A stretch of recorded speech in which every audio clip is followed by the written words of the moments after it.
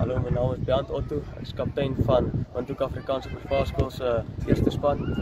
Ons het vandag teen die Duine gespeel. Hulle is 'n nuwe span in die Superliga. Hulle het hulle best gespeel. Dit was 'n harde game.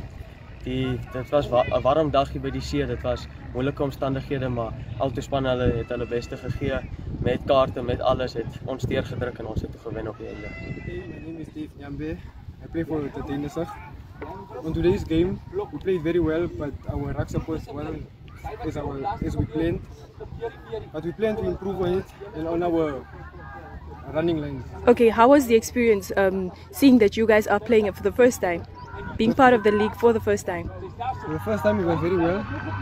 We play very well. We've been playing B-League for almost 5-6 years, but we are glad to be in the Premier League. Okay, where do you think you guys can improve? We can improve at the rucks because VAP attacked on that point. Okay.